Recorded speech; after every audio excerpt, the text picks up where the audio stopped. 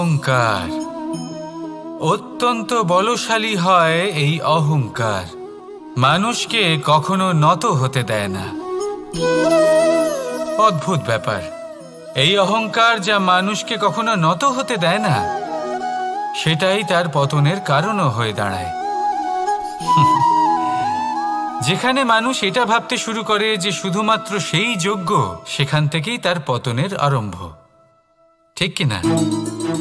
দেখুন, যদি কোনো মানুষ এটা ভাবে যে আমি এই সব কিছু করতে পারি, তাহলে তা হলো বিশ্বাস। কিন্তু যদি সে এটা ভাবতে থাকে যে শুধুমাত্র আমি এই কাজ করতে পারি, তাহলে তা হলো সেই ব্যক্তির অহংকার। আর এটা আপনাকে বিনাশের দিকে অবশ্যই নিয়ে যাবে। মনে রাখবেন, যখন আমি আর শুধুমাত্র এই দুই এক হয়ে যায়, সেখান থেকে আপনার পতনের সূত্রপাত হবেই। তাই আপনি কখনোই এই অহংকারের চক্রব্যূহে ফেঁসে যাবেন না। বিশ্বাস রাখুন নিজের ওপর এবং অন্যের ওপরও। আর মনে রাখবেন, বিশ্বাসের মধ্যে বিশ্বের প্রত্যেকটা বস্তু বসবাস করে। তাই এই অহংকারকে ত্যাগ করে ফেলুন আর আত্মবিশ্বাসের ওপর মনোসংযোগ করুন। আর আমার সাথে ভালোবেসে বলুন, রাধা রাধা। মানুষ নিজের জীবনে ঈশ্বরকে খুব মান্য করে, ওনার জন্য কি না করে। ভিন্ন ভিন্ন নামে তাকে স্মরণ করে, তাকে পুজো করে, তার আরাধনা করে। সে জানে যে ঈশ্বর তাকে শক্তি অবশ্যই দেবেন, তাকে সাহায্য অবশ্যই করবেন। কিন্তু যখন প্রশ্ন আসে গুরু এবং ঈশ্বরের, তখন গুরুর মান কখনো কম হওয়া উচিত নয়। কারণ সত্যি বলতে কি, গুরুই হলেন সেই সিঁড়ি যা বেয়ে আপনি ঈশ্বরের কাছে পৌঁছানোর পথ খুঁজে পাবেন। সেই পথ আপনি গুরুর থেকেই পাবেন। গুরু না থাকলে আপনি কখনো ঈশ্বর লাভ করতেই পারবেন না। আর জীবনে অনেক সময় লক্ষ্যের থেকেও অনেক বেশি গুরুত্বপূর্ণ হলো পথ। তাই এই পথের সম্মান করতে শিখুন, অর্থাৎ গুরুকে সম্মান করতে শিখুন। কারণ গুরুই হলেন পরমেশ্বর। তাহলে আসুন আর আমার সাথে ভালোবেসে বলুন, রাধা রাধা। আপনার জীবনে আপনার প্রকৃত বন্ধু আসলে কে? আপনার সব থেকে শ্রেষ্ঠ মিত্র আসলে কে? তিনি যিনি সময় এলে পরে আপনাকে সাহায্য করেন, নাকি তিনি যিনি সময় এলে পরে আপনাকে অর্থ দেন? দেখুন, আমরা হলাম মানুষ, আমাদের জীবনে লেনদেন চলতেই থাকে। এটা আমাদের জীবনের অভিন্ন অংশ। কিন্তু অনেক সময় এমন হয় যে আমরা তাকেই নিজের প্রকৃত বন্ধু বলে মনে করি, যিনি আমাদের একটা বহুমূল্য উপহার দেন, ঠিক কিনা? এবার আপনার জীবনে সেই বহুমূল্য উপহার কোনটা, ওই অমূল্য মিত্র আসলে কে, সেই সিদ্ধান্ত হলো আপনার। কিন্তু যদি আপনি আমাকে জিজ্ঞেস করেন, তাহলে আমার মতে স্বর্ণ, হিরে, মুক্ত, ধন এগুলো বহুমূল্য নয়। বহুমূল্য হলো সঙ্গ, যখন আপনি একা হয়ে যাবেন। সময়, যখন আপনার তাকে প্রয়োজন হবে। সমর্পণ, যখন আপনার বিশ্বাসের প্রয়োজন পড়বে। যে মানুষ আপনার প্রতি এই 3 গুণ প্রদর্শন করেন, যিনি আপনার কঠিন সময়ে আপনাকে অবশ্যই সঙ্গ দেবেন, যখন আপনার প্রয়োজন পড়বে আপনাকে অবশ্যই সময় দেবেন, আপনার প্রতি সম্পূর্ণ সমর্পিত থাকবেন, সেই হলো আপনার আসল মিত্র, সেই হলো আপনার প্রকৃত বন্ধু। কারণ সত্যি বললে, বন্ধুত্বের অর্থই হলো নিজেকে সম্পূর্ণরূপে কারোর কাছে সমর্পণ করে দেওয়া। তাই আপনার সেই বন্ধুর জন্য নিজের প্রাণ উজাড় করে দিন আর ভালোবেসে বলুন, রাধা রাধা। মানুষ জীবনে 3টে কাজ অবশ্যই করে থাকে। কিছু দান করে, কিছু গ্রহণ করে, আর কিছু ত্যাগ করে দেয়। এটাও ভাবতে থাকে যে এটা করলে কিভাবে করবে। দেবার জন্য পর্যাপ্ত ধন নেই, নেবার জন্য সংসারে অত স্নেহ নেই, আর ত্যাগ করার জন্য জীবনে এত সুখই নেই, তাহলে কিভাবে করবে? আসলে আমরা বস্তুগত চাহিদা অর্জনে এত ব্যস্ত হয়ে পড়ি যে আমরা বুঝতেই পারি না যে কি নেবার আছে, কি দেবার আছে, আর কি ত্যাগ করার আছে। তাহলে আজ আমি আপনাকে বলেই দিই, মনে রাখবেন এই তিনটে গুরুত্বপূর্ণ গুণ, তিনটে গুরুত্বপূর্ণ কথা। দেবার জন্য আছে দান, নেবার মতো আছে জ্ঞান, আর ত্যাগ করার মতো আছে অহংকার। যখন আপনি দান করতে শিখে যাবেন, জ্ঞান অর্জন করার শক্তি আপনা থেকেই আপনার মধ্যে চলে আসবে। আর যখন এই জ্ঞান আপনার মধ্যে প্রবেশ করবে, অহংকার আপনা থেকেই আপনার থেকে দূরে চলে যাবে। যে ব্যক্তি এই তিনের মধ্যে ভারসাম্য বজায় রাখতে পারে, তার বর্তমান, ভূত, ভবিষ্যৎ, লোক, পরলোক সব কিছু শুধরে যায়।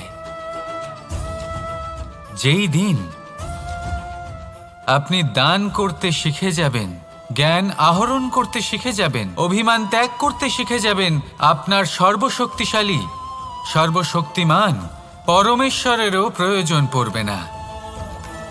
কারণ তখন ঈশ্বর আপনার মধ্যেই বাস করবেন। তাহলে আসুন আর আমার সাথে ভালোবেসে বলুন, রাধা রাধা। জীবনে অনেক সময় সমস্যা আমাদের চারদিক থেকে ঘিরে ফেলে। এই সমস্যা নানান ধরনের হতে পারে। আর্থিক সমস্যা হতে পারে, পারিবারিক সমস্যা হতে পারে, কোনো সম্পর্ক নিয়ে সমস্যা হতে পারে, কখনো কোনো দৈনিক সমস্যা হতে পারে, কখনো কোনো দ্বন্দ্ব হতে পারে, অনেক সমস্যা হতে পারে। কিন্তু যখনই কোনো সমস্যা আসে, আমাদের মনে তার জন্য একটা উত্তর অবশ্যই থেকে থাকে, যা আমাদের অন্তরে রয়েছে। একে আমরা বলি আত্মা। আত্মা হলো পরমাত্মারই রূপ, আর পরমাত্মা তা কখনোই কিছু অনুচিত চাইবে না, তাই তো? এই আত্মা খুব ভালো করে জানে যে কোনটা উচিত আর কোনটা অনুচিত। যদি আসল বিষয়ের কথা বলি, তাহলে আপনাকে নিজের মনকে বুঝতে হবে। কারণ আত্মা তো পরমাত্মা থেকেই আসে, কিন্তু এই মন মানুষ জন্ম থেকেই প্রাপ্ত করে, যার বিকাশ হয় এই সংসারকে দেখে। যেদিন আপনার এই মন আর আপনার এই আত্মা এই দুই এক হয়ে যাবে, আত্মসাৎ হয়ে যাবে, সেদিন আপনার জীবনে না কোনো সমস্যা থাকবে, না কোনো ঝঞ্ঝাট থাকবে, না কোনো সংকট থাকবে। কারণ আপনার কাছে সেই সমস্ত সমস্যার, সমস্ত বিপদের সমাধান থাকবে, আর তাও আপনারই অন্তরে। তাহলে আসুন আর আমার সাথে ভালোবেসে বলুন, রাধা রাধা। ভক্তি আর শক্তি, এই দুইয়ের মধ্যে সম্পর্ক অত্যন্ত সরল। মানুষ ভক্তি করেন যাতে তিনি শক্তি লাভ করতে পারেন, আর শক্তি লাভ করার পরে ভক্তিভাব ভুলে যান, আর শক্তির প্রতি আসক্তিতে মত্ত হয়ে যান, আর সেখান থেকেই তার বিনাশ শুরু হয়। কেন? কারণ ভক্তির দ্বারা প্রাপ্ত শক্তি অন্য কারোর হিতের জন্য ব্যবহার করতে হয়, অন্য কারোর মঙ্গল করার জন্য ব্যবহার করতে হয়, কারোর বিনাশের জন্য নয়। এবার যদি আমি আপনাদের একটা উদাহরণ দিয়ে বোঝাই, তাহলে কোদাল দিয়ে আমরা মাটি কোপাতে পারি, একটা গর্ত খুঁড়তে পারি, যাতে একটা নতুন বৃক্ষ জন্ম নিতে পারে। একটা বৃক্ষ যা অন্য জীবকে ফল প্রদান করবে, যাত্রীদের ছায়া প্রদান করবে। কিন্তু এই কোদালের ব্যবহার যদি আমরা অন্য কারোর ক্ষতি করার জন্য করি, তাহলে ক্ষতি শুধুমাত্র আমাদেরই হবে। তাই জীবনে যদি আপনি কোনো শক্তি লাভ করেন, হয়তো ভক্তির দ্বারা বা অন্য যেখান থেকেই হোক, তার সদ্ব্যবহার করতে শিখুন, নয়তো এই প্রাপ্ত শক্তি আপনার পতনের কারণ হয়ে দাঁড়াবে। তাহলে আসুন আমার সাথে ভালোবেসে বলুন, রাধা রাধা। বরদান অত্যন্ত বিচিত্র এক বিষয়, কিন্তু দেখতে গেলে এই বরদান কি না করতে পারে। এক দরিদ্রকে রাজা বানিয়ে দিতে পারে, একজন দুর্বলকে এই সংসারের সবথেকে শক্তিশালী ব্যক্তি বানিয়ে দিতে পারে। কিন্তু আমরা ভুলে যাই এক অত্যন্ত গুরুত্বপূর্ণ কথা। বরদান এই শব্দের শেষে দান লুকিয়ে রয়েছে। এই দান কথাটা অত্যন্ত গুরুত্বপূর্ণ। আমাদের মনে রাখা উচিত এই বরদান আমরা দানে পেয়েছি, আর তাই তার সম্মান করা উচিত, কখনোই অহংকার করা নয়। আর যে ব্যক্তি বরদান পেয়ে অহংকার করেন, তার যা ক্ষতি হয় তা হলো এই বরদান তার থেকে কেড়ে নেওয়া হয়। বর অর্থাৎ শ্রেষ্ঠ, অর্থাৎ বরদানের অর্থ হল একটা শ্রেষ্ঠ দান, এবং তার ব্যবহার যদি আপনি কারোর ক্ষতি করার জন্য করেন তাহলে ক্ষতি শুধুই আপনার হবে। তাহলে এই বরদানের সম্মান করুন, উচিত পথে চলুন আর উচিত উদ্দেশ্য নিয়ে এর ব্যবহার করুন, সব কিছু ভালোই হবে। তাহলে আসুন আর আমার সাথে ভালোবেসে বলুন রাধা রাধা। পিতা আর পুত্রের সম্পর্ক অত্যন্ত মধুর হয়ে থাকে। পিতা স্বপ্ন দেখেন, তাকে পূর্ণ করার সকল সম্ভাব্য চেষ্টা করেন, কিন্তু তাও অনেক সময় ওনার স্বপ্ন অপূর্ণ থেকে যায়। তখন পিতা ভাবেন যে স্বপ্ন উনি পূর্ণ করতে পারেননি ওনার সন্তান তা অবশ্যই পূরণ করবে। যে স্থানে উনি কখনো পৌঁছতে পারেননি সেই স্থানে ওনার পুত্র অবশ্যই পৌঁছবে। পিতা নিজের সন্তানের ভবিষ্যৎ নিয়ে সেই স্বপ্ন দেখেন, আর যখন সেই সন্তান সামনে এগোতে থাকে তখন তার দুঃখ হয় না, বরং গর্ব হয়। ওনার ভালো লাগে এটা দেখে যে ওনার সন্তান অনেক উন্নতি করছে। কিন্তু যখন সন্তান নিজের অভিভাবকের শক্তি দেখে, তার যশ দেখে হিংসা করতে থাকে, সমস্যা সেইখানেই শুরু হয়। সেই জন্য সকল সন্তানকে এটা মনে রাখতে হবে, দেখুন, পুত্র হবার সুবাদে, এক সন্তান হবার সুবাদে এটা হলো আপনার অধিকার যে আপনি আপনার পিতার থেকে বেশি উন্নতি করবেন। আপনার পিতাও এটাই চান, কিন্তু সুস্থভাবে এটা করুন। একটা রেখা টেনে নিন যাতে আপনি তাতে এগোতে পারেন আর আপনার পিতার তাতে গর্ববোধ হয়, আর সেই বিষয়ে দুঃখ না হয় যে আমার সন্তান আমাকেই ছোট করার চেষ্টা করছে। ইতিহাস সাক্ষী রয়েছে, যে মানুষ অন্য কাউকে ছোট করার চেষ্টা করেছেন সেই মানুষই ছোট হয়ে গেছেন। আর আমার মনে হয় না আপনি এটা চান, কারণ কোনো একদিন আপনিও কারোর পিতা হবেন। আসুন আমার সাথে ভালোবেসে বলুন রাধা রাধা। সাথী, সাথী এই শব্দটির ব্যাখ্যা কে কিভাবে করে? মিত্র, সখা, বন্ধু, কিন্তু অর্থ একটাই, তিনি যিনি আপনার সঙ্গী হন আর তিনি যার সাথী আপনি হন। এবার সব থেকে বড় প্রশ্ন হলো এটাই যে তিনি কে হতে পারেন যাকে আপনি আপনার সাথী বলে মেনে নিতে পারেন, নিজের সখা, নিজের মিত্র, নিজের বন্ধু মেনে নিতে পারেন। আপনার সাথী হলেন তিনি যিনি দুঃখের সময় আপনার পাশে থাকবেন, আপনার হাত ধরে থাকবেন। আপনার সাথী হলেন তিনি যার হাত আপনি নিজের সুখের দিনে ধরে থাকবেন। সেই সাথীরই হাত ধরুন যিনি দুঃখে সবসময় আপনাকে সাহায্য করার জন্য তৎপর হয়ে থাকেন, আপনার পাশে থাকেন, আর যাকে সুখের দিনে আপনি আপনার সাথে রাখতে পারেন। আর যখন আপনার সাথে আপনার এই সাথী থাকবে তখন আপনি এটা বুঝবেন যে যখন জীবনে দুঃখ আসে তখন এই দুঃখ কমে যায়, সবার মধ্যে ভাগ হয়ে যায়। আর যদি তখন সুখ আসে তাহলে সেটা সবার উপস্থিতিতে আরো বেড়ে যায়। এটাই হলো প্রেম, এটাই হলো ভালোবাসা, এটাই হলো সঙ্গ, যেমন সম্পর্ক আমার আর রাধার মাঝে। তাহলে আসুন আর আমার সাথে ভালোবেসে বলুন রাধা রাধা। আমাদের মনে যখন কোনো প্রশ্ন ওঠে, কোনো দ্বন্দ্ব জাগে, তখন আমরা যাই আমাদের গুরুর কাছে, আমাদের আরাধ্যের কাছে গিয়ে জিজ্ঞেস করি। এইভাবেই একদিন আমি পৌঁছলাম আমার আরাধ্যের কাছে, আমার মহাদেবের কাছে, আর ওনাকে প্রশ্ন করলাম যে মহাদেব, জীবনে আনন্দ পাওয়ার, উৎসব পালনের, প্রেম ভাগ করে নেবার, জীবনকে উপভোগ করে নেওয়ার সর্বশ্রেষ্ঠ সময় কোনটা? মহাদেব হাসলেন আর উনি বললেন, জীবনে উৎসব পালনের সবথেকে শ্রেষ্ঠ দিন হলো মৃত্যুর ঠিক আগের দিনটা। প্রেম ভাগ করে নেওয়ার সবথেকে শ্রেষ্ঠ মুহূর্ত হলো মৃত্যুর ঠিক আগের মুহূর্ত। জীবনকে উপভোগ করে নেওয়ার সর্বশ্রেষ্ঠ প্রহর হলো মৃত্যুর এক প্রহর পূর্বে। তখন আমি চমকে গেলাম। আমি বললাম, কিন্তু মহাদেব, মৃত্যু তো অনিশ্চিত, আমরা জানিও না কবে আমাদের মৃত্যু হবে। মহাদেব আবার হাসলেন। উনি বললেন যে যদি আমরা এভাবে জীবন কাটাই যে আমরা জীবনের প্রত্যেক দিন, প্রত্যেক মুহূর্ত, প্রত্যেক প্রহর শেষ বলে মনে করি, তাহলে আমাদের সমস্ত জীবন আনন্দের সাথেই অতিবাহিত হবে। কি বলেন? তাহলে আপনিও এই কথা মনে রাখুন আর আমার সাথে ভালোবেসে বলুন, রাধা রাধা। জীবনে অগ্রসর হওয়ার জন্য আমাদের কাকে প্রয়োজন হয়? মাতা পিতা, বন্ধু, প্রেম, সাহায্য, অর্থ, পরিশ্রম, আশা। ভিন্ন ভিন্ন মানুষ ভিন্ন ভিন্ন বিকল্প চয়ন করে। যদি আমি আপনাকে বলি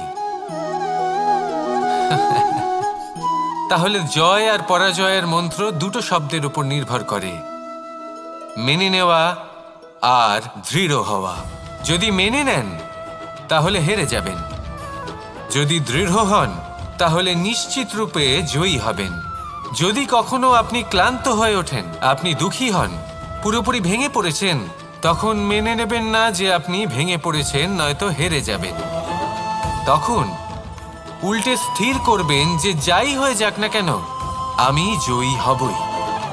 আর আপনি দেখবেন যে জয় নিশ্চিত রূপে আপনার কাছেই আসবে।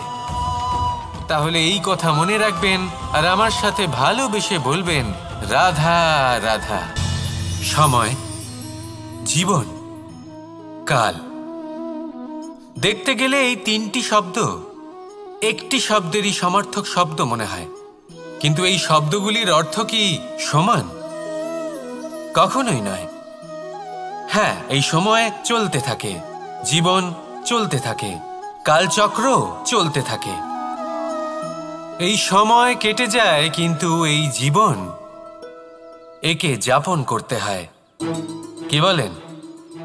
এই জীবনে কিছু করুন বা কিছু না করুন, জীবন এমনি কেটে যাবে, আপনি জানতেও পারবেন না। কিন্তু সেটা আমাদের উদ্দেশ্য নয়, একে যাপন করতে হবে।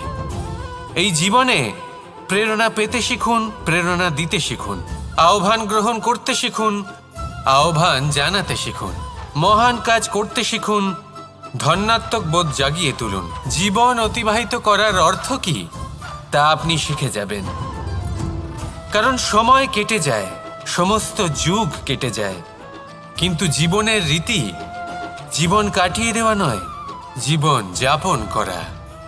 এই জীবন সম্পূর্ণরূপে অনুভব করতে হবে, নতুন পথ বানাতে হবে। এবারে যদি এই জীবন বাঁচার সময় একবার ভেবে দেখুন, যদি মনে প্রেম থাকে, সদ্ভাবনা থাকে, তাহলে কি হবে? এই জীবনকে বাঁচার অনুভূতিটাই অন্যরকম হয়ে যাবে, একটা আনন্দময় অনুভূতি লাভ করবেন। তাহলে এটাই করুন আর আমার সাথে ভালোবেসে বলুন, রাধা রাধা। আপনি কি কখনো কোনো জলের ধারা দেখেছেন? তার সামনে যতই মাটি থাকুক না কেন, যতই কাদা থাকুক না কেন, যখন এই জলের ধারা বইতে আরম্ভ করে দেয়, তখন এই কাদাকে নিজেই ধুয়ে নিয়ে যায়। ওই কাদাকে ধুয়ে দেয় এবং নিজের পথ নিজেই তৈরি করে নেয়। তাহলে আপনিও এরকম জলের মতো হয়ে উঠুন। যদি হয়ে উঠতে পারেন, তাহলে নিজের মনের, নিজের ভাবনার, নিজের জীবনের যত অনাবশ্যক তত্ত্ব আছে, অনুপযোগী অংশ রয়েছে, অর্থাৎ অপরিষ্কার অংশ রয়েছে, তা নিজে থেকেই নির্মল হয়ে উঠবে। আর যেরকম জলের ধারা কখনো থেমে থাকে না, সব সময় বয়ে চলে, সেইভাবে আপনিও কখনোই থামবেন না। সবসময় বয়ে চলুন, এগোতে থাকুন। পথে যদি অনেক বিপদ আসে, সমস্যা আসে, থামবেন না, তার উপর নিরন্তর প্রহার করুন, নিরন্তর প্রয়াস করুন আর অগ্রসর হন।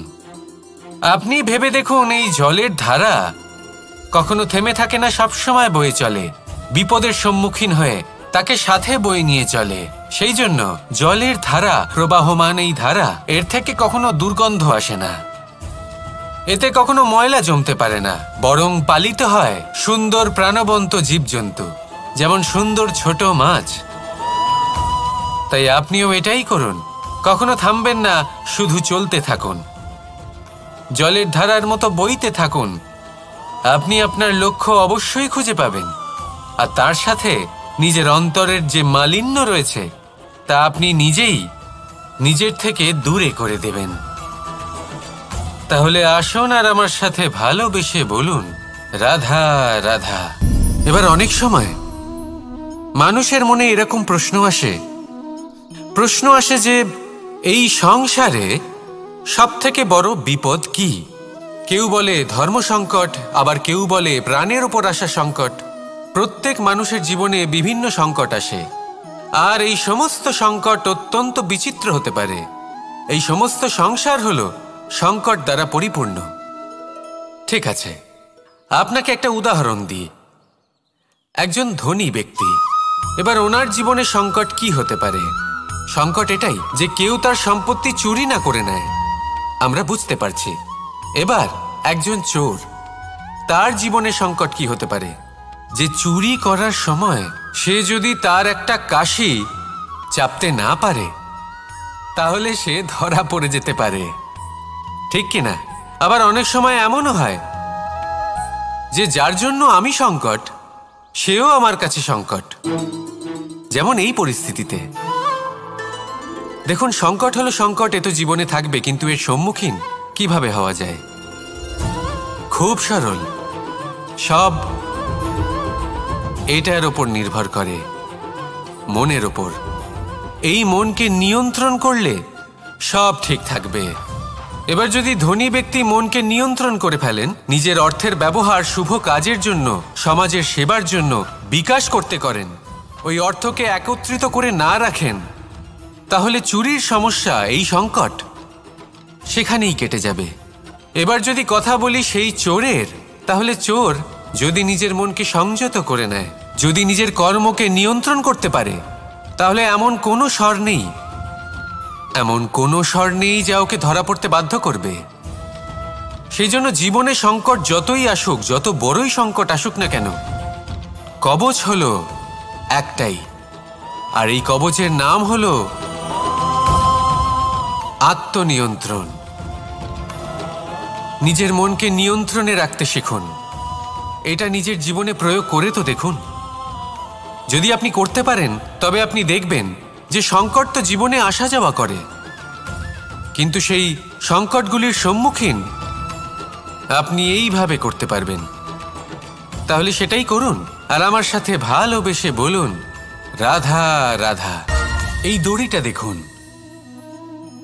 ছোট ছোট রেশম দ্বারা তৈরি, এটা সরু সুতো দ্বারা তৈরি হয়েছে এটা, আর এ অত্যন্ত কোমলও বটে। আর আপনি চাইলে এটা সোজাও করে দিতে পারেন, আর চাইলে এটা বেঁকিয়েও দিতে পারেন, আর যদি চান তাহলে এটা গোল গোল করে বেঁধে কোথাও রেখেও দিতে পারেন।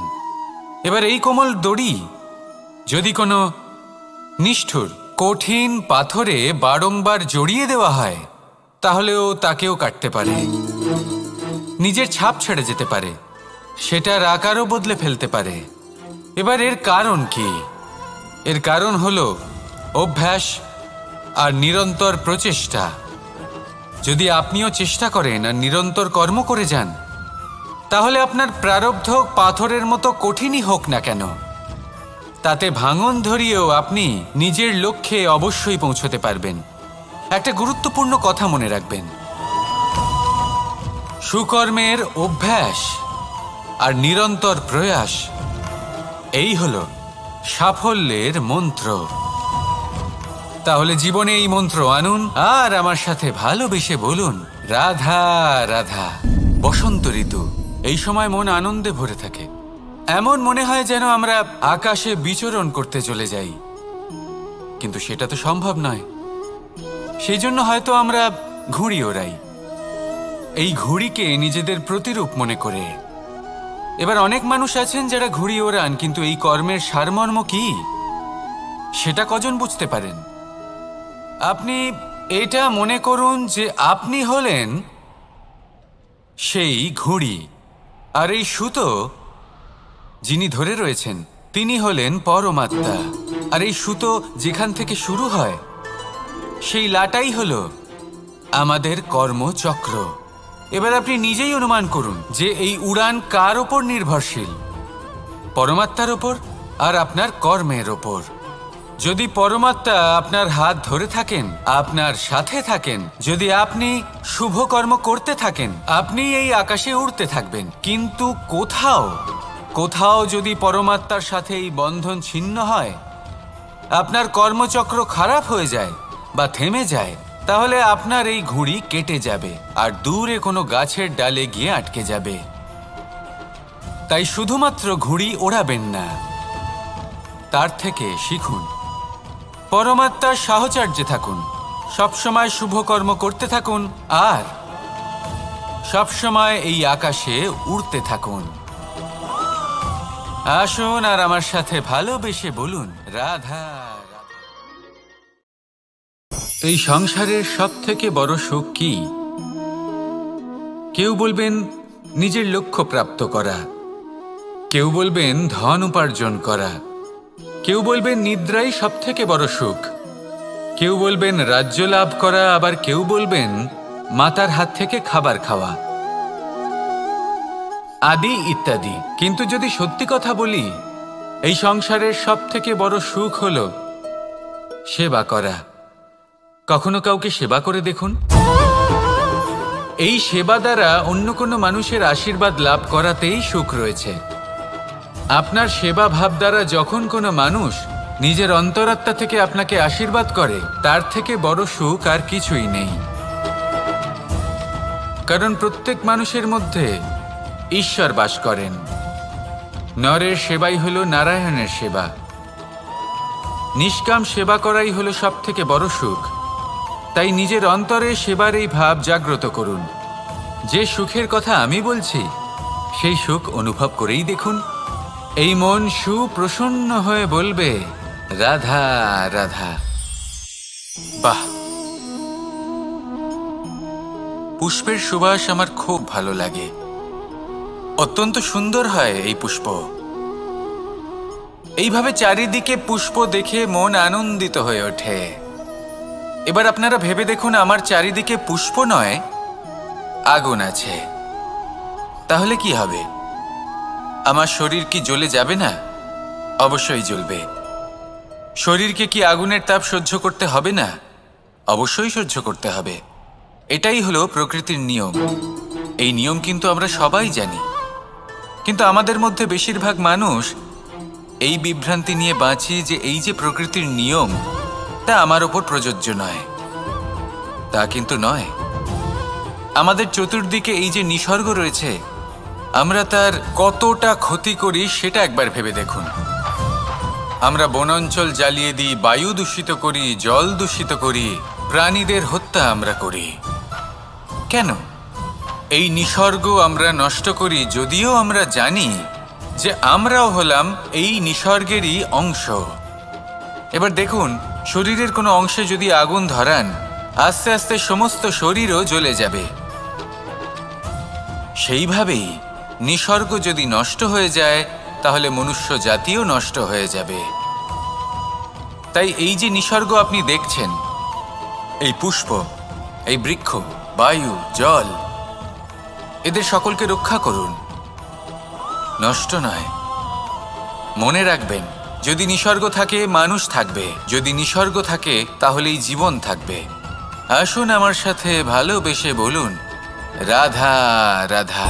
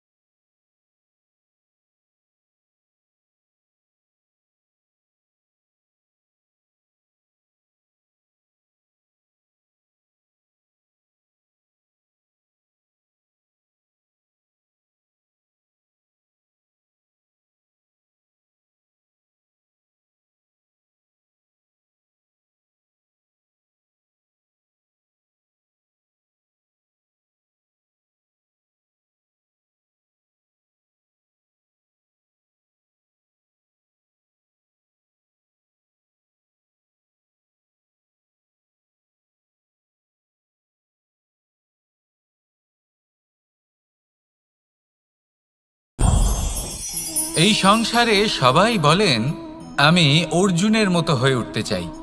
সবাই চায় যে তারাও যেন অর্জুনের মতো গান্ডীব লাভ করে। তারাও চায় যে তাদেরকেও মহাদেব এসে পশুপতি অস্ত্র দান করবেন। তারাও এটাই চায় মহাভারতের মতো মহাসংগ্রামে বিজয়ী হতে। কিন্তু সবাই ভুলে যান যে অর্জুন যা হতে পেরেছিলেন সবকিছুই অর্জন করেছিলেন। যদি আপনিও অর্জুনের মতো গান্ডীব লাভ করতে চান তবে আপনাকেও তার মতোই শ্রেষ্ঠ কাঠ নির্বাচন করতে হবে। সেই কর্ম আপনাকেই করতে হবে। তার প্রত্যঞ্চা যাতে তীব্র হয় তার জন্য আপনাকে সর্বশ্রেষ্ঠ দড়ি খুঁজে বের করতে হবে। আপনার বাণ যাতে ঘাতক হয় সেই জন্য আপনাকে নতুন নতুন ধাতু খুঁজে বের করতে হবে। সেই শিক্ষা আপনাকে লাভ করতে হবে, তবেই আপনার ইচ্ছে পূর্ণ হবে। অর্জুন হওয়া বড়ই সরল যদি আপনি কিভাবে অর্জন করতে হয় তা জানেন। শুধুমাত্র স্বপ্ন দেখেন যারা, তারা কখনোই অর্জন করতে পারবেন না। কিন্তু যদি কেউ অজ্ঞাতবাস ভোগ করতে পারে, যদি কেউ লাক্ষাগৃহ থেকে পালিয়ে বাঁচতে পারে, যদি কেউ কঠোর তপস্যা করতে পারে, প্রতীক্ষা করতে পারে এবং পরিশ্রম করতে পারে, তাহলে সে অর্জুন অবশ্যই হয়ে উঠবে। যদি আপনি অর্জুন হয়ে উঠতে চান তাহলে কর্ম করতে শিখুন আর আমার সাথে ভালোবেসে বলুন রাধা রাধা। জীবন থাকলে লক্ষ্য অবশ্যই থাকবে। যদি লক্ষ্য থাকে তার পথ অবশ্যই থাকবে। যদি পথ থাকে তাহলে বাধা অবশ্যই থাকবে। আর এর ওপরেই নির্ভর করে যে আমরা জীবনে সফল হব না অসফল, পুরস্কারের ভাগীদার হব নাকি তিরস্কারের। মনে করুন আপনাকে একটা কাজ করতে হবে, আপনাকে পর্বত আরোহণ করতে হবে, আর সেই পথের ঢাল আপনাকে একাধিকবার ফেলে দেবে। পাথর আপনাকে একাধিকবার আহত করবে। এই অবস্থায় কি করবেন? সাধারণ মানুষ বেছে নেয় প্রতিশোধ। সেই পর্বতকে নষ্ট করে দেওয়ার চিন্তা ভাবনা করে, তার ভিতকে নড়িয়ে দেওয়ার কথা ভাবে সেই মানুষ। কিন্তু পর্বতকে তো কেউ নষ্ট করতে পারে না। তাই অসফল হওয়ার সাথে সাথে কুখ্যাতিরও ভাগীদার হয়ে যায় সে। দ্বিতীয় পথ হল পরিবর্তন। যদি আপনি সেই পর্বত ভাঙার পরিবর্তে তাতে সোপান তৈরি করেন, তাহলে আপনিও সেই পর্বতে উঠতে পারবেন, অন্য কেউও তাতে উঠতে পারবে, আগামী প্রজন্মও তাতে উঠতে পারবে, আর সেই আগামী প্রজন্ম সর্বদা আপনার সুনাম করবে। তাই জীবনে প্রতিশোধ নয়, পরিবর্তন বাছুন। বদলা নয়, বদল বেছে নিন। আপনার বাধা আপনার বন্ধু হয়ে যাবে। রাধা রাধা। সমস্ত মানুষের জীবন কিছুটা সমান হয়। মানুষ জন্মগ্রহণ করে, তারপর চলতে শেখে, জীবনে এগিয়ে চলে, বার্ধক্য লাভ করে, তারপর সমাপ্ত হয়ে যায়। কিন্তু সেই ব্যক্তিরা কারা যারা প্রকৃত অর্থে মনুষ্য জীবন যাপন করেন? এনারা হলেন সেই ব্যক্তি যারা পড়ে গেলেও আবার উঠে দাঁড়ানোর চেষ্টা করেন, নিজের ভেঙে পড়া অস্তিত্বকে আগলে নিয়ে আবার একটা আকার দেওয়ার চেষ্টা করেন, ভগ্ন আশাকে আবার একটা নতুন দিশা দেন। অসফল হওয়ার পরেও থামেন না, আবার এগোতে থাকেন। অসফল হওয়ার পরে যদি আপনি থেমে যান তাহলে সাফল্য আপনার সামনে অপেক্ষা করে, কিন্তু আপনি তা দেখতে পান না। তাই জীবনের সংঘর্ষে অংশগ্রহণ করতে শিখুন। জীবনের সংঘর্ষ থেকে পালাবেন না। আসুন আমার সাথে ভালোবেসে বলুন রাধা রাধা। একবার একটা শেয়াল বনে বিচরণ করছিল। ও একটা ছোট্ট শাবক দেখতে পেল। ও ভাবল, আজ একেই আমি খাবার হিসেবে গ্রহণ করব। আশেপাশে দেখলেও কেউ দেখছে না তো, কেউ ছিল না, আর সেই শাবকের ওপর আক্রমণ করল, যা হলো একটা ঘোর অপরাধ। বনের নিয়ম অনুসারে আপনি কখনোই শাবকের ওপর আক্রমণ করতে পারেন না। তারপর এই খবরটা যখন রাজা সিংহ জানতে পারলেন, সভার আয়োজন করলেন। কিন্তু সেখানে শেয়াল বলল, আমি তো এরকম কিছু করিনি। কিন্তু যদি আপনি এরকম বলেন, কোনো প্রমাণ দিন, এর কোনো সাক্ষী আছে? তখন রাজা সিংহ প্যাঁচাকে ডেকে পাঠালেন, যে সেই মুহূর্তে বৃক্ষের শাখার ওপর বসেছিল, সে সব কিছু দেখেছিল। প্যাঁচা সব সত্যি কথা বলল, আর শেয়ালকে মৃত্যুদণ্ড দেয়া হলো। এবার এই কাহিনী আমি আপনাকে কেন শোনালাম? কারণ মানুষও কখনো কখনো এরকম কর্ম করেন যা শিয়াল করেছে। এটা ভাবেন কেউ দেখছে না, যখন আমি অনুচিত কর্ম করতেই পারি।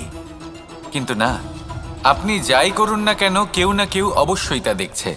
কোনো ব্যক্তি না হলেও কোনো প্রাণী, না হলে কোনো যক্ষ বা দেব বা প্রেত। যদি এনারা কেউ না দেখেন, তাহলে ধরিত্রী মাতা দেখেন, যেখানে দাঁড়িয়ে আপনি সেই কর্ম করছেন, তাই না? তাই একটা কথা সবসময় মনে রাখবেন, কে দেখছেন কে দেখছেন না সেই বিষয়ে ভাবা ছেড়ে দিন। এটা খুব সহজ কথা। আপনি যদি উচিত কর্ম করেন, উচিত ফল পাবেন। যদি অনুচিত কর্ম করেন, তাহলে আপনি অনুচিত ফল অবশ্যই পাবেন। সেই জন্য উচিত পথে চলতে থাকুন, উচিত কর্ম করতে থাকুন, আর আমার সাথে ভালোবেসে বলুন, রাধা রাধা। আপনি কখনো কোনো বাজকে নিজের বাসা বানাতে দেখেছেন? এই বাজ যখনই কোনো বাসা বানায়, তখন উঁচু গাছের ডালে বা কোনো পর্বতের শিখরে বাসা বানায়, অনেক উচ্চতায়। আর সেখানে তার সন্তানও জন্মগ্রহণ করে। যখন এই সন্তানেরা জন্মায়, তখন এই বাজ খুবই ভালোবেসে এবং খুব সাবধানে এদের পালন পোষণ করে। নিজের ঠোঁট দিয়ে তাদের ঠোঁটে খাবার পরিবেশন করে। কিন্তু যেই সেই সন্তানেরা হৃষ্টপুষ্ট হয়ে যায় এবং সেই কথা বাজ নিজে বুঝতে পেরে যায়, সেই বাজ নিজেই সেই বাসা ছিন্ন ভিন্ন করে দেয়। সেই সন্তান যাদের সবেমাত্র ডানা গজিয়েছে, কিভাবে উড়তে হয় তারা জানে না, সেই সন্তানগুলিকে উচ্চতা থেকে ঠেলে দেয়। সেই সন্তান প্রথমে ভয়ভীত হয়ে যায়। তারা সামনে মৃত্যুকে দেখতে পেয়ে ভয়ের কারণে তাদের ডানা ঝাপটাতে থাকে। আর সেই প্রক্রিয়াতেই সেই সন্তানগুলি উড়তে শুরু করে দেয়। এবার এই ঘটনায় আমরা কি শিক্ষা পেতে পারি? এটাই, যদি আপনি মাতা পিতা হন, তাহলে নিজের সন্তানকে অবশ্যই স্নেহ করুন, কিন্তু তাদেরকে নিজের আঁচলের তলায় বেঁধে রাখবেন না। যদি আপনি চান আপনার সন্তান জীবনে উন্নতি করুক, তাহলে নিজের মুঠো থেকে তাদের স্বতন্ত্র করে দিন। এই সংসারে সংঘর্ষ করতে দিন। সেই সন্তান নিজেই বুঝতে পারবে যে জন্মের সময় পাওয়া ডানা কি করে ব্যবহার করতে হয়। আর আপনার চোখের সামনে আপনার সন্তান এই আকাশে উড়তে থাকবে। তাহলে আসুন আমার সাথে ভালোবেসে বলুন, রাধা রাধা। সংসারে সবচেয়ে পবিত্র মানা হয় গঙ্গা জলকে। কখনো ভেবে দেখেছেন কেন? কারণ গঙ্গা জলের আবির্ভাব অত্যন্ত শুদ্ধ হয়, তার জন্ম শুদ্ধ হয়, যেখান থেকে তার শুরু সেটাই শুদ্ধ হয়। আর শুরুটা শুদ্ধ হওয়া অত্যন্ত আবশ্যক। আমাদের জীবনে সবই শুরু হয় আমাদের ভাবনা থেকে। নিজের ভাবনাকে শুদ্ধ রাখুন, কারণ এই ভাবনা থেকেই আবির্ভাব হয় শব্দের। আপনার শব্দ শুদ্ধ রাখুন, কারণ এই শব্দ দ্বারাই আপনার কাজ সম্পন্ন হয়। আপনার কাজ শুদ্ধ রাখুন, কারণ এই কাজ দ্বারাই তৈরি হবে আপনার স্বভাব। স্বভাব থেকেই তৈরি হয় আপনার অভ্যাস, আর অভ্যাস থেকে তৈরি হয় আপনার চরিত্র। আর এই চরিত্র সংসারের সমক্ষে এক আদর্শ হয়ে ওঠে। তাই ভাবনা থেকে আদর্শের এই যাত্রা শুভ তখনই হয়ে ওঠে যখন আপনার ভাবনা শুদ্ধ হয়। এই সংসারে, এই জীবনে নিজের ভাবনা শুভ রাখলে, শুদ্ধ করলে আপনার মন সুপ্রসন্ন হয়ে বলবে, রাধা রাধা। মানুষ জন্মগ্রহণ করে, তার সাথে ভয়েরও জন্ম হয়। ছোটবেলা থেকেই আমাদের মনে কোনো না কোনো প্রকারের ভয় থেকেই যায়। কেউ এই বিষয়ে ভয় পায় যে তার কোনো বস্তু তার থেকে দূরে চলে যাবে। কেউ এই বিষয়ে ভয় পায় যে আমি নিজেকে হারিয়ে ফেলব। কেউ এই ভেবে ভয় পায় যে আমার প্রিয়জনেরা তারা যেন আমার থেকে দূরে না চলে যায়। কেউ এই ভেবে ভয় পায় যে আমরা যেন পথ না হারিয়ে ফেলি, আদি ইত্যাদি। কিন্তু সত্যি কথা বলতে ভেবে দেখুন, এই ভয় বাস্তবে কি? শুধুই একটা মনস্থিতি, আর কিছুই নয়। যা কিছু আপনি জীবনে পেয়েছেন তা একদিন আপনাকে হারাতে হবে। এই জীবন হলো আপনারই, কিন্তু তাও একদিন সমাপ্ত হবে। তাই ভয় পেয়ে কি লাভ? এই ভয় শুধু আপনাকে জীবনযাপন করা থেকে বাধা দিচ্ছে, আর কিচ্ছু নয়। পথ হারিয়ে ফেললেই বুঝতে পারবেন যে নতুন পথ কিভাবে বানাতে হয়। কিছু মানুষকে জীবন থেকে হারালে তবেই আপনি বুঝবেন যে আপনার আপনজনকে। এই ভয়ের কারণে ভীত হয়ে থাকবেন না। এই তারা নক্ষত্র অন্ধকারের অভাবে গুরুত্ব হারায়। শিবকেও মহাদেব হওয়ার জন্য বিষপান করতে হয়েছিল। প্রত্যেক পরিস্থিতি, প্রত্যেক সাফল্য আপনার পরীক্ষা নেবে। তাতে উত্তীর্ণ হওয়া হলো আপনার কর্ম। যখনই আপনি ভয় পাবেন বা সংকটের সম্মুখীন হবেন, তখন সাহসের সাথে তার সম্মুখীন হন। মনে রাখবেন, যে সম্মুখীন হতে জানে সাফল্য তার সাথে সবসময় থাকে। আসুন আর আমার সাথে ভালোবেসে বলুন, রাধা রাধা। আমাদের হাতটা দেখুন। এই হাতে 5টা আঙুল আছে, যা ভিন্ন ভিন্ন ধরনের। একরকম কেন নয়? কারণ হলো প্রত্যেকের নিজের নিজের গুরুত্ব আছে, নিজের নিজের মাহাত্ম্য আছে। এরা ভিন্ন, তাই একত্রিত হয়ে মুষ্টিবদ্ধ করা সম্ভব, যার দ্বারা আমরা আত্মরক্ষাও করতে পারি, আবার আক্রমণও করতে পারি। যদি 5টি আঙুল সমান হতো তাহলে মুষ্টিবদ্ধ হতে পারত না, নিজেদের মধ্যে বিভ্রান্তির সৃষ্টি করত। এবার এরকমই কিছু আমাদের সংসারেও হয়। আমাদের দেশ, যেখানে একটি ভূমির ওপর ভিন্ন ভিন্ন ধর্মের মানুষ বাস করেন, ভিন্ন ভিন্ন জাতি, ভিন্ন ধর্ম, ভিন্ন ভাষা। কিন্তু যদি আমরা এটা ভাবি যে কিভাবে এই দেশকে কল্যাণের পথে নিয়ে যাওয়া যায়, কিভাবে এর বিকাশ করা সম্ভব, তাহলে আমাদের একত্রিত হওয়া শিখতে হবে। যেইভাবে 5টা আঙুল একত্রিত হয়, মুষ্টিবদ্ধ হয়, সেইভাবেই আপনার যে ভাষাই হোক, যে ধর্মই হোক, যে জাতি হোক না কেন, ঠিক আছে, আবশ্যক হলো আপনার নিজের কর্মভূমির সাথে, আপনার ধরিত্রীর সাথে যুক্ত থাকা, সাথে থাকা।